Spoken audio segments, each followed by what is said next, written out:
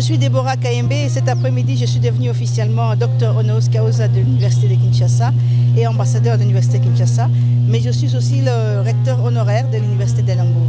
C'est un grand honneur parce qu'être docteur honoris causa, c'est le plus grand titre honorifique que vous pouvez avoir dans une institution.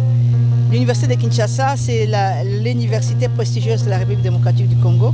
Je suis très honorée par mon parcours. Je rejoins encore la liste de ceux-là qui sont docteurs honoris causa.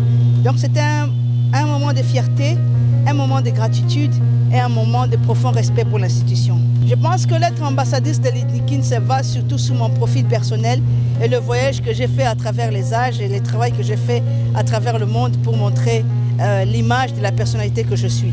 Donc cette image va embraser les besoins de l'Université de Kinshasa et ensuite nous allons voyager dans un temps pour voir comment développer l'institution et les mettre dans le concert des nations.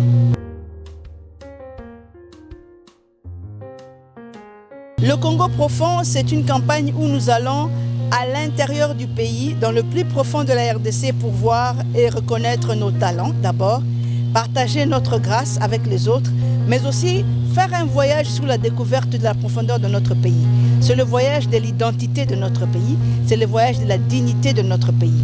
Et pendant cette campagne, nous avons 3 thèmes, le respect, la dignité et la justice. Et durant ces moments-là, nous allons décorter ces 3 thèmes qui sont à la base d'une paix durable dans un pays, dans tous les pays du monde. Nous prévoyons de visiter toute l'étendue du pays. En ce moment, nous sommes encore dans les Grands Katanga. Nous avons eu l'espoir de faire le Lubumbashi, Kolwezi, Kalemie et Kamina. Malheureusement, pour des raisons de logistique et d'infrastructure, nous n'étions pas en mesure de faire Kamina et Kolwezi à cause des problèmes de logistique, de voyage, des problèmes de transport, des difficultés que nous avons à l'intérieur. Les routes sont impraticables. Il n'y a pas d'autre voie, de moyens de communication entre Lubumbashi et ces 2 grandes villes. Alors nous avons reporté cela pour le mois de juillet, où il y aura un peu moins de pluie, il faut le dire. Et si on peut prendre la route, on va faire un peu un décalage pour que nous parvenons à finir ces 2 étapes. Ensuite, nous irons à l'est de la RDC, Bukavu, Goma, Kindu, Ituri, ainsi que quand nous serons en mesure d'achever tout le territoire.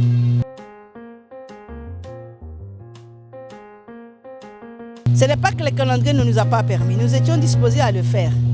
Mais la grande difficulté que nous avons eue pour Kamina et Kalemie en particulier, c'est parce qu'on n'avait pas un autre moyen que l'avion.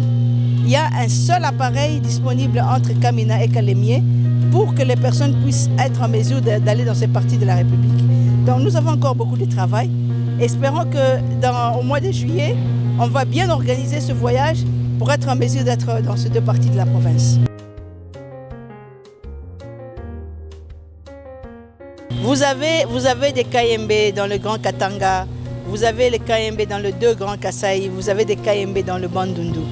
Vous savez, la vérité et la réalité à dire ceci, c'est qu'il n'y a aucun lien familier entre des familles ou de sang entre moi et les recteurs Kayembe Tumba.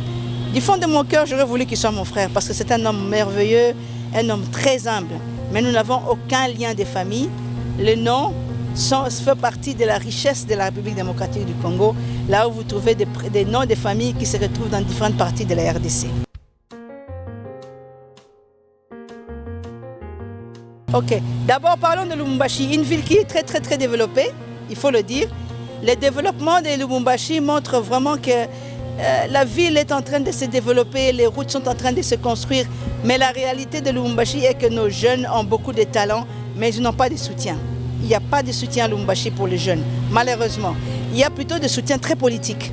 Nous n'avons pas besoin de ça dans ce pays. Dans ce pays, nous avons besoin de soutien des idées de nos jeunes gens qui sont dans l'humanitaire, qui sont dans le social, qui sont dans le culturel. C'est ça qui va relever ces pays. Ensuite, je suis allée à Kolwezi où j'ai vu pratiquement ce qu'on a appelé le Far West aux États-Unis. Un pays qui produit, une ville qui produit des milliards dont la majorité de la population vit dans la pauvreté. L'exploitation de nos mines à cœur ouvert, à ciel ouvert, sans autre protection contre la pollution. Ça, c'était choquant. Mais encore, l'équipe de Kolwezi m'a émerveillée par leur détermination de voir Kolwezi grandir et prospérer. Donc, il y a encore de l'espoir malgré les noirs que j'ai vus à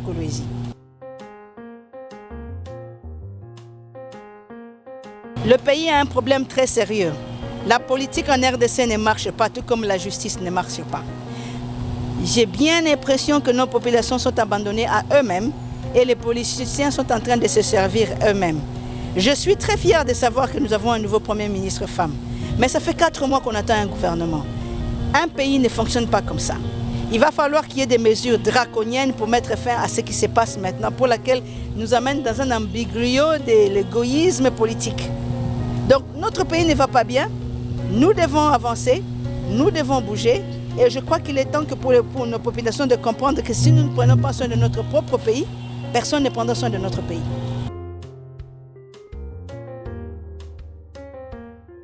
Je sens un sentiment de désespoir, mais un sentiment de détermination aussi. Ils sont désespérés parce que dès à présent, leurs besoins ne sont pas répondus. Ils ont l'impression que le gouvernement les a abandonnés, leur pays les a abandonnés. Mais du fond de leur cœur, quand vous les écoutez, ils ont encore l'espoir que demain, il y aura quelque chose de bon qui va arriver en RDC, qui va reconstruire tout le monde, qui va mettre tout le monde tout autour de la table avec un accord de rebâtir cette nation. Et c'est ça qui m'a donné l'espoir. Et c'est à cause de ça que je continue le Congo profond. Ambassadrice Dr Honoris Alinikin, Dr Honoris Aliualka, Dr Honoris Anilulu, pour moi c'est tout simplement des responsabilités. La responsabilité de voir ces institutions rejoindre les concerts des nations parce qu'ils ne sont pas encore là. Et pour moi qui ai été à la tête d'une université qui dirige le monde, c'est un fardeau qui va être dans ma vie tous les jours, à chaque moment, à chaque action que je prends, penser à eux, penser à leur élévation. Rien d'autre que ça.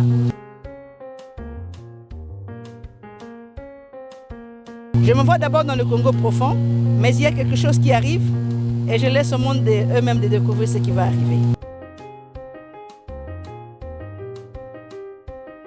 Très froide, très timide, mais je n'ai plaint personne parce qu'en ce moment, tout le monde est en train de se rechercher sur le plan politique. Donc je ne voudrais pas mettre un seul commentaire par rapport à ça. Nous n'avons pas de relations, pour dire, chaudes ou cordiales, mais ça m'est égal. Le plus important, c'est mon pays et mon peuple.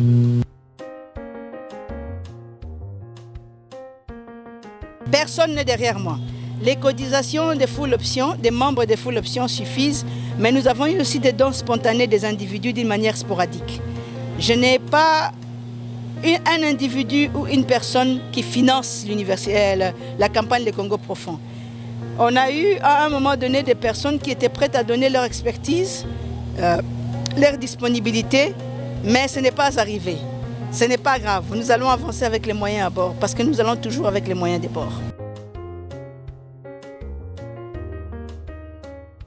Je sais qu'il y a des gens qui m'attendent impatiemment.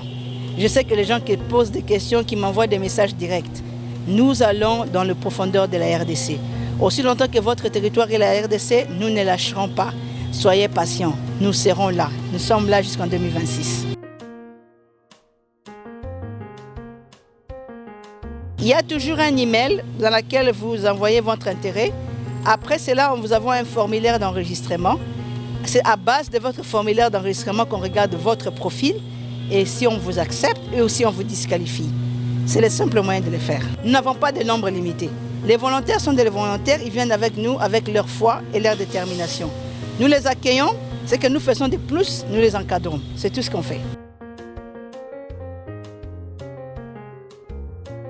Les gens ne combattront que c'est quelque chose qui est fabuleux et qui n'apporte aucune négativité à la RDC. La RDC a beaucoup souffert. L'image de la RDC a été ternie gratuitement.